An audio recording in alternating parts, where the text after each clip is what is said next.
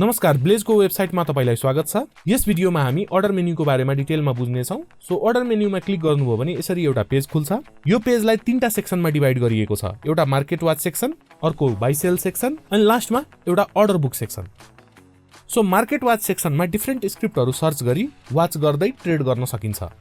जस्तै JOSHI Joshi, NGPL, NABBC। यहाँ नाममा क्लिक गर्यौं भने यो डिटेल्सहरु सबै मिनिमाइज हुन्छ। सो हामीले तीनटा सर्च गरेको स्क्रिप्ट्सहरु यहाँ यसरी देखिन्छ। अनि यिनीहरुको डिटेल वाच गर्दै बाहिर सेल गर्न सकिन्छ। सो बाहिर सेल गर्नलाई चाहिँ हामीले B अथवा S मा क्लिक गर्नु पर्यो। चार्ट हेर्नलाई चाहिँ यहाँ चार्ट भन्ने जुन बटन छ यसमा क्लिक गर्नु पर्यो। त्यसैगरी यो स्क्रिप्टलाई यहाँबाट हटाउनु पर्यो भने डिलिटमा क्लिक गर्नु पर्यो।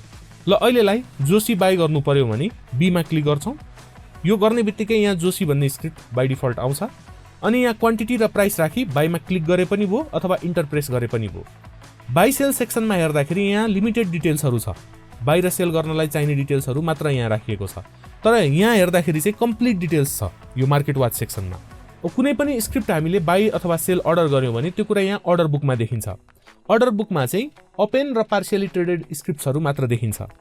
यहाँ आई बटनमा क्लिक गर्यौं भने ठ्याक्कै अर्डर बुक नै खुल्छ र यो अर्डर बुक खोल्ने अर्को ठाउँ कहाँ छ भन्दाखेरि रिपोर्ट्स भित्र गएर अर्डर बुकमा क्लिक गर्नुभयो भने पनि यही नै आइपुग्नुहुन्छ। फेरि हामी अर्डर पेजमै जाउँ। अब यहाँ हामीले मार्केट वाच भित्र सर्च गरेको स्क्रिप्ट्सहरु कि त डिलिट गरेर हटाउनु पर्यो कि त नेक्स्ट ट्रेडिङ डेमा यो सबै आफै क्लिन भएर आउँछ। भोलिको ट्रेडिङ डेमा आएर हामीले यहाँ मार्केट वाचमा हेर्यौं भने यो ठाउँ खाली हुन्छ। सो अहिलेलाई यहाँ डिफल्ट सेलेक्टेड छ। तर यही ड्रप डाउन एरोमा क्लिक गर्नुभयो भने यहाँ इन्डेक्स वाच, माई होल्डिङ, सेफ्टिकर, न्यू WI, न्यू यो सबै डिटेल्सहरु छन्। सो यसमध्ये मानव एकछिनको लागि सेफ्टिकरमा क्लिक गर्नुभयो भने यहाँ टिकरमा तपाईले जे राख्नु भएको थियो त्यो स्क्रिप्ट्सहरु यहाँ आउँछ अनि त्यसपछि बाहिर सेल गर्न सकिन्छ, चार्ट हेर्न सकिन्छ।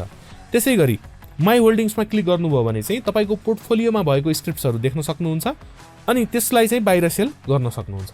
जस्तै मानव ILI छ भने यसलाई सेल गर्नु पर्यो भने यसमा क्लिक गर्नु पर्यो अनि क्वान्टिटी मेरो 2 किता मात्र छ अनि अहिलेलाई 478.1 छ। सो 478.1 बाइ डिफल्ट सेलेक्टेड छ। सो सेलमा क्लिक गरे पनि भो अथवा इन्टर थिचे पनि भो। सो यहाँ अर्डर बुकमा तपाईले प्लेस गरेको अर्डर यसरी देख्न सक्नुहुन्छ। त्यसैगरी बाहिर सेल गर्नको लागि एउटा सर्टकट की रहेको छ। कन्ट्रोल B गर्नुभयो भने बाइमा टगल हुन्छ, कन्ट्रोल S गर्नुभयो भने सेलमा टगल हुन्छ। सो अर्डर पेजमा यिनै कुराहरु रहेका छन्। यस भिडियोमा यति नै। अब नेक्स्ट भिडियोमा हामी मार्केट मेन्युको बारेमा डिटेलमा बुझ्ने छौं। धन्यवाद।